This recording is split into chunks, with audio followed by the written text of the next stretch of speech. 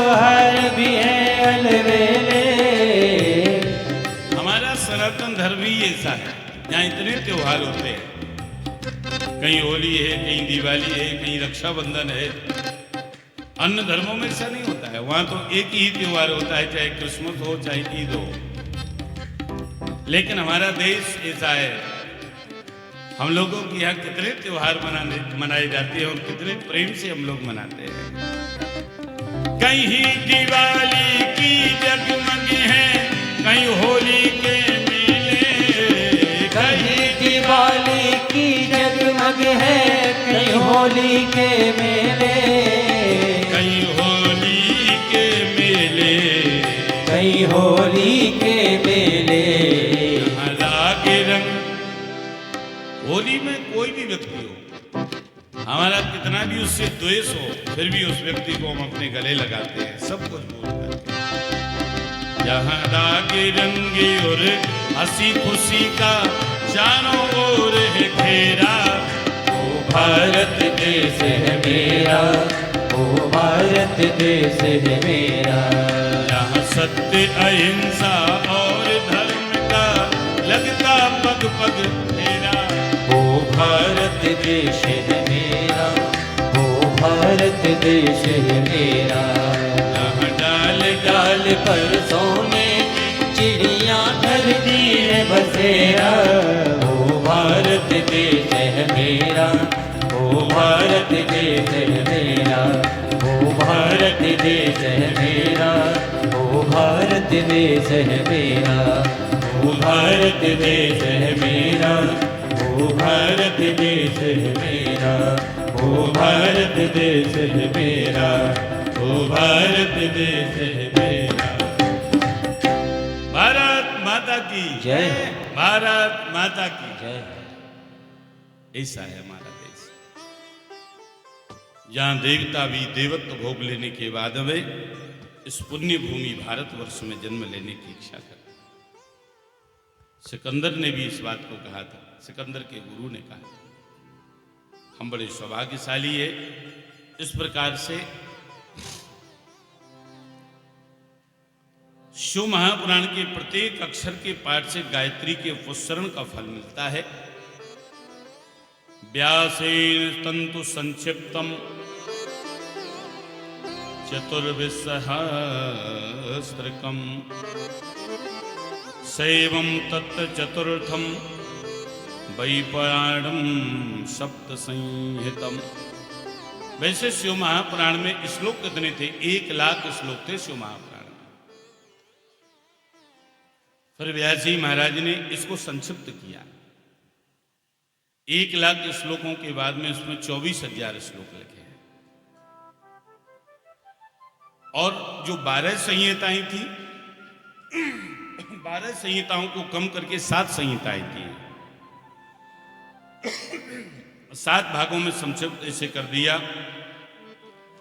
जो इस सप्त संहिता वाले शिव महापुराण की कथा श्रद्धा पूर्वक सुनता है, सजीवन मुक्त उच्यते, वह जीवन मुक्त हो जाता है तथा शिव कथा में निष्कपट धर्म का प्रतिपादन। देवः सर्वज्ञो जगदीश्वरः अयं तु पर्या भक्त्या दृश्यते नान्यथा क्वचित। महादेव देव सर्वज्ञ तथा इस जगत का ईश्वर है, वही इस जगत के स्वामी है तथा जो परम भक्ति के द्वारा दिखाई पड़ता है। हे ब्राह्मणों, तुम सब भगवान शिव जी की कृपा प्रसाद प्राप्त करने के लिए पृथ्वी पर जाकर के सहस्त्रों वर्षों तक चलने वाले विशाल यज्ञ का आयोजन करो। शिव जी की कृपा से वेदोक्त विद्या का सारभूत साध्य ज्ञात हो जाएगा। तब मुनियों ने कहा, अच्छा, अयम किम परम साध्या किम वा तत्साधनम परम। परम साध्य क्या है और इस परम साध्य का साधन क्या है एवं उसका साधक किस प्रकार का होना चाहिए बताने की हमें कृपा करें। ब्रह्मा जी बोले कि शिव पद की प्राप्ति ही साध्य है और उनकी सेवा ही साधन है तथा उनके प्रसाद से नित्य नैमित्तिक आदि फलों की ओर से जो निष्प्रह होता है वही साधक है। जिसकी जैसी भक्ति होती है उसी के अनुसार उन्हें तत्फल की प्राप्ति होती है। देखो, भक्ति जो है, भक्ति में दिखावा नहीं होना चाहिए, भक्ति निष्काम होना चाहिए, सकाम नहीं होना चाहिए। लेकिन लोग सकाम भक्ति करते हैं, भगवान के मंदिर में जाते हैं, कुछ न कुछ मांगते हैं। 10 रुपए का प्रसाद चढ़ाएंगे, मांग हजारों की रख देंगे, लाखों की रख देंगे। महाराज हमारा ये काम पूरा हो जाए, हमें 11 रुपए का प्रसाद चढ़ाए। मांग लाखों करोड़ों की होगी, प्रसाद 11 रुपए का होगा। सकाम भक्ति है। भगवान के सामने जाकर के कभी कुछ मत मांगिए। मैंने पहले कहा ना, परमात्मा इतना बड़ा दयालु है, हाथी के गले से लेकर के चींटी के पैर में बंधे हुए घुंघरू की आवाज भी उसको सुनाई दे जाती है।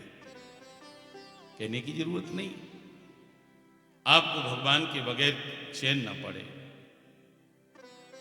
लोग भगवान के मंदिर में जाते हैं, कोई धन मांगता है, कोई पद मांगता है, कोई पुत्र मांगता है, कोई यश मांगता है, कुछ ना कुछ मांगते हैं।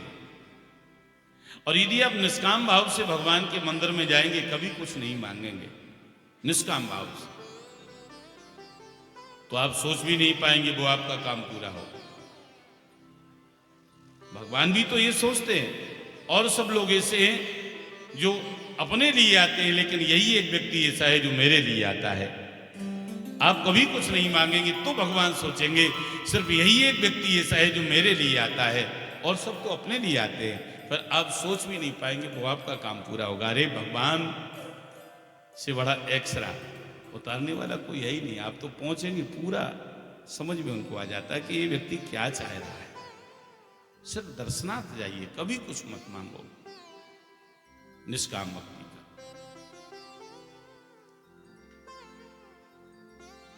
इस प्रकार से शिव जी ने ही उस भक्ति के साधन जो है वो अनेक प्रकार के, जिसका साक्षात शिव जी ने ही प्रतिपादन किया है।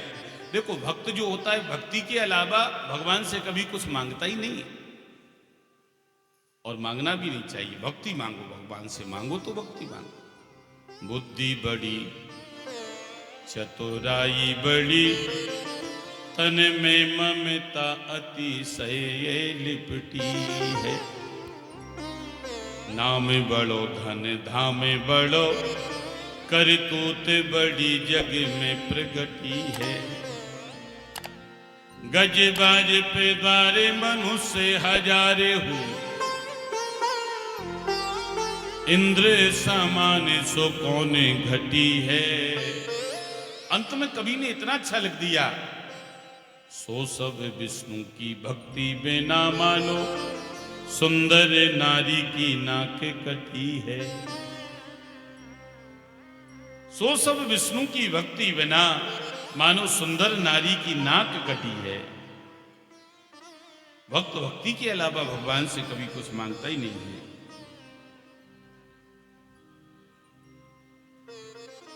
मैं संक्षेप रूप से उसके सारभूत साधन का वर्णन करता हूं। श्रोत्रेण श्रवणम तस्य वचसा कीर्तनम तथा मनसा मननम तस्य महासाधनम मुच्यते। कानों में उसका श्रवण तथा वाणी से उसका कीर्तन करना चाहिए, और मन से उन महादेव का मनन करना चाहिए। इन तीनों को महान साधन कहा गया है। तात्पर्य यह है कि शिव कथा ही श्रवण करें, वही कीर्तन करें, वही मनन करें। श्री शंकर भगवान की जय। और भगवान शंकर में ही अपने मन को लगाएं। तो ये बड़ी कठिन बात है, भगवान में मन को हम कैसे लगाएं। ये मन बड़ा चंचल है, कैसे तेरा भजन करूं। जितना इसे समझाऊं उतना ही मचल जाए। भजन में मन नहीं लगता है।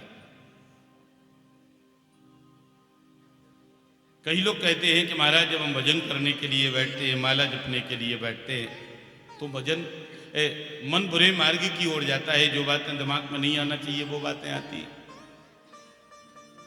तो क्या किया जाए? उस समय भजन करना बंद कर दिया जाए, भजन न किया जाए? नहीं, भजन करना बंद मत करना।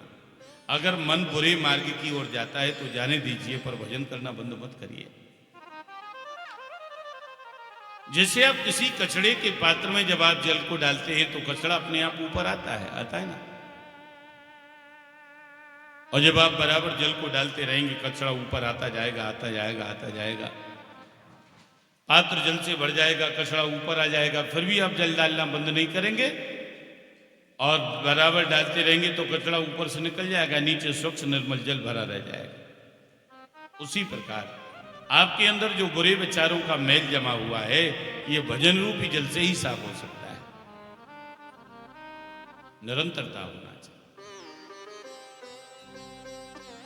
लोग भजन तो बहुत बढ़ा लेते हैं, हनुमान चालीसा का भी पाठ करेंगे, सुंदरकांड भी करेंगे, राम रक्षा भी करेंगे, मालाएं भी जपेंगे, लेकिन जब घर का कोई काम आ जाता है तो सबसे पहले भजन ही छूटता है। चलो आज ये कम किए लेते हैं, ये काम आ गया है, इसको कर लेते हैं। ऐसा नहीं करना चाहिए, क्योंकि भजन को तुमने प्रधानता नहीं दी है, भजन को गौड़ मान रखा है। प्रधानता आपने अपने कामों को दी है। मैं ये नहीं कहता हूं कि आप बहुत ज्यादा भजन करें, ज्यादा स्तोत्रों का पाठ करें, ज्यादा माला जप करें, नहीं।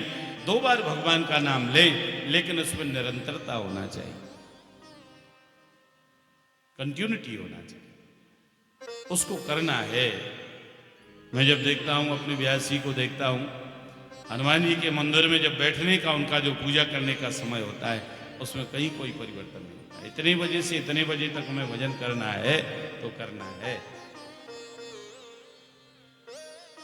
भजन और भक्ति नियम से हो, टाइम से हो। ये नहीं कि हमारा कोई काम आ गया तो हमने उसको कम कर दिया, नहीं। इसलिए मन को भगवान के चरणों में लगाओ, शिव चरणों में लगाओ।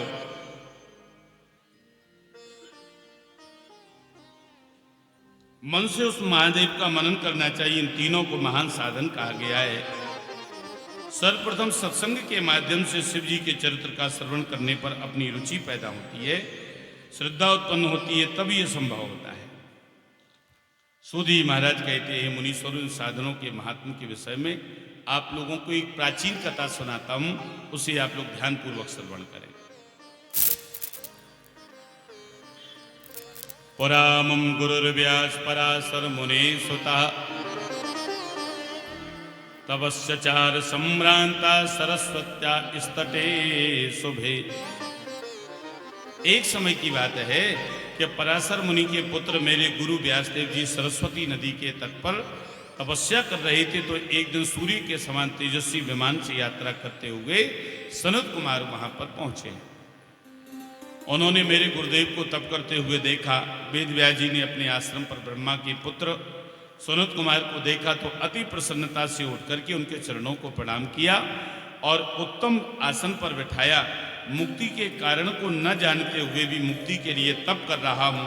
तब सनत कुमार जी मुक्ति का कारण बताते हुए कहते, श्रवणम कीर्तनम शंभोर मननम च महत्तरम। भगवान शंकर का श्रवण, कीर्तन, मनन, ये तीनों ही मुक्ति के सबसे महान साधन हैं, जो वेद सम्मत हैं। वेद व्यास जी, एक समय में मुझे भी भ्रम हो गया था, तब आपकी तरह मैं भी मंदराचल पर्वत पर तप करने के लगा था। उसी समय शिव जी की आज्ञा से भगवान नंदकेश्वर जी ने आकर के मुझे समझाया, शिव जी का श्रवण, कीर्तन, मनन ही सर्वोत्तम वेद सम्मत मुक्ति का साधन है। यह बात स्वयं भगवान शिव जी ने कही, अतः हे ब्रह्मन, आप श्रवणादि तीनों साधनों का ही अनुष्ठान करो। तदनंतर वेद व्यास जी को सुंदर उपदेश दे करके और सनत कुमार वहां से चले गए। तब ऋषियों ने, हे सूत जी, हम लोगों के लिए श्रवण आदि 3 साधनों को मुक्ति का उपाय बताया, किंतु जो श्रवण, मनन और कीर्तन नहीं कर सकता, वह जीव किस प्रकार से मुक्त हो सकता है? जो श्रवण भी नहीं कर सकता है, मनन भी नहीं कर सकता है, कीर्तन भी नहीं कर सकता है, तो उस व्यक्ति की मुक्ति कैसे हो? तो सूत जी महाराज कहने लगे, जो व्यक्ति